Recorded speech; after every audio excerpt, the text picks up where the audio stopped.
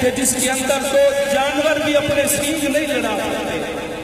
تو جانوروں کو اس کے اندر اختلاف نہیں ہے، تو محمد عربی کا کلمہ پڑھنے والے اس کے اندر کیسے اختلاف کر سکتے ہیں؟ ہمارا ملک پاکستان کے وزیر سے، یہ وزیر اعظم سے مطالبہ ہے کہ ان کے سفیر کو نکالا جائے، اپنا سفیر واپس بلایا جائے۔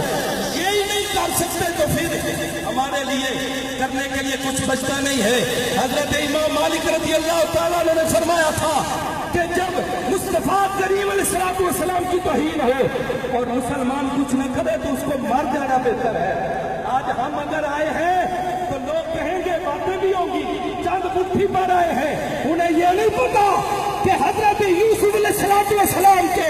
خریداروں کے اندر کل قیامت والے دن جب نام پکارا جائے گا، اس عورت کا بھی نام پکارا جائے گا، تو ہاتھ کے اندر روئی کی ہڈی نظر آئی تھی۔ ارے یہ قرآن پاک کا بھی فیصلہ ہے، جو حضرت ابراہیم علیہ السلام کے لیے آگ چلائی گئی تھی، اس آگ کو بجھانے کے لیے ہد جو ہے وہ کوشش کرتا رہا، رب نے کتنا انعام عطا